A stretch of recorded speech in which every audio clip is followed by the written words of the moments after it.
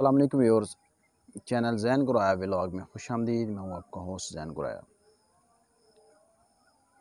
Viewers, कभी कभी बतौर पाकिस्तानी हमें अपनी हालत ज़ार पर रोना भी आता है और कभी हम अजीब सी सोच में मुब्तला हो जाते हैं कि हम बतौर कौम किस तरफ जा रहे हैं और हमारे बारे में सोचने वाले हमारे हुक्मरान हमें कहाँ धकेल रहे हैं। व्यूअर्स, पुराने वक्तों की बात है कि एक बादशाह के इलाके में किसी तंदूरची रोटियां लगाने वाले शख्स ने अपनी रोटी की कीमत 1 रुपये से बढ़ाकर 3 रुपये कर दी। तो उस इलाके की आवाम ने वो शोर मचाया, हत्ता कि वो शोर बादशाह के महल तक भी जा पहुँचा। बादशाह के पुश पर बताया गया कि फ़लाँ तंदूरची जो है उसने अपनी रोटी की कीमत 1 रुपये से बढ़ाकर 3 रुपये कर दी है।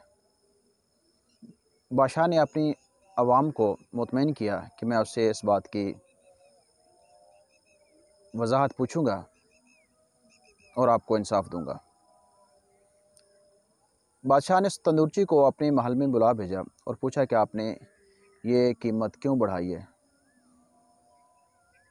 तो उसने अपनी हालत पे जो रोना रोया और बादशाह और तंदूरची के दरमियान जो मुआहदा पेश आया, उसके बाद बादशाह ने तंदूरची से कहा कि आपने अब रोटी की कीमत 15 रुपये करनी है, यानी 3 रुपये से बढ़ाकर 15 रुपये करनी है।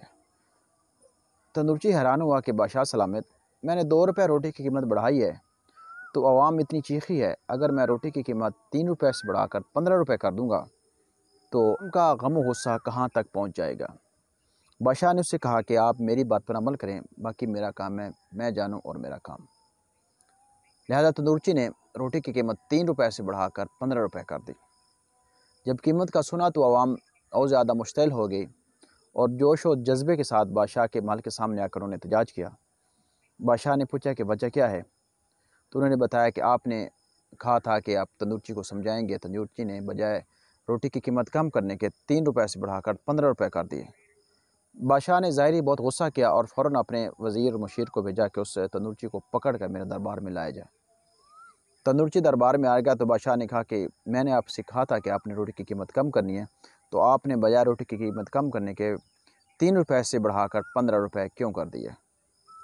वो तंदूरची घबराया, उसने कहा बादशाह सलामत, मेरी मजबूरी है और महंगाई का दौर है, मेरा गुजारा नहीं होता, लिहाजा मुझे इसकी कीमत बढ़ाना पड़ी। तो बादशाह ने गुस्से से कहा कि मैं आपको हुक्म देता हूँ कि अगर आपने मेरी इस रियाया में रहना है, मेरे इस इलाके में रहना है, तो आपने जो मौजूदा कीमत है उससे अपनी रोटी की कीमत आधी कर दें।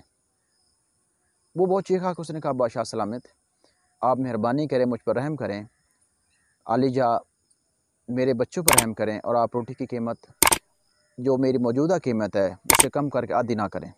बादशाह ने कहा नहीं, ये मेरा हुक्म है। जब रोटी की कीमत का आर्डर दे दिया गया कि बादशाह ने कह दिया कि रोटी की कीमत आप आज से इस तंदूरची की नहीं मानी जाएगी, लिहाजा रोटी की कीमत आज से पूरी आधी जो है ना, यानी 50 गुना कम कर दी गई है। तो अवाम खुश हो गया, अवाम ने बादशाह के हक़ में नारे लगाए और कहा बादशाह सलाम जिंदाबाद। यहाँ क्या हुआ कि बादशाह ने उस तंदूरची की कीमत 3 रुपये से बढ़ाकर 7.5 रुपये कर दी। अवाम अपनी जगह खुश और बादशाह का जो मुनाफा था वो अपनी जगह। कहने का मकसद ये है कि हम बतौर कौम कहाँ पे जा रहे हैं। आज एक नया बयान सामने आया है कि हमारे जो हुक्मरान हैं उन्होंने बिजली के जो सार्फिन है, छोटे सार्फिन 100 यूनिट तक उनको बिजली फ्री कर दी है।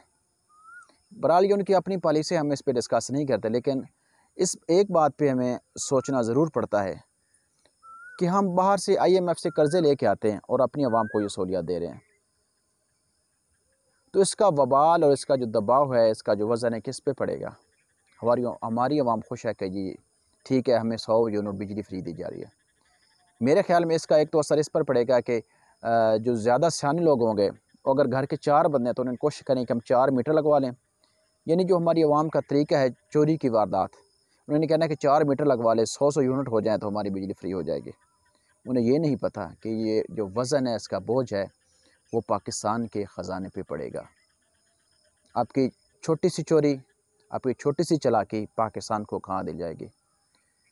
शेख सादी रहमतुल्लाह अलैह के बारे में मशहूर है कि उसके वक्त के बादशाह ने आपको अपने दरबार में बुलाया और पूछा कि मैं आपसे मदरसे के तालिब इल्मों के बारे में एक राय लेना चाहता हूँ कि आप हमें इनको जो तालीम देनी है उनके बारे में कोई राय दें।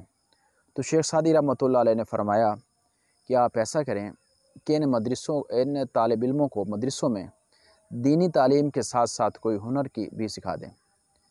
बादशाह के सिफार पर शेख सादी रहमतुल्लाह अलैह ने बताया कि अगर आप इनको सिर्फ दीन सिखाएंगे तो ये दीन बेचेंगे, अगर आप इनको कोई हुनर सिखाएंगे तो ये हुनर बेचेंगे और दीन फैलाएंगे, वगरना पेट की भूख की खातर ये कल दीन को भी बेच डालेंगे। लिहाजा मेरे हुक्मरानों, अपनी कौम को कोई तरीका ऐसा सिखाओ, कोई हुनर ऐसा सिखाओ जिससे ये अपने पैरों पे खड़े हो सकें, ना कि मांगी हुई रोटी, पकी पकाई रोटी इनके मुंह में डालने से इनका कुछ नहीं होगा। ये कौम नहीं सुधरेगी, ये आसानियों की तरफ चली जाएगी और चली गई है।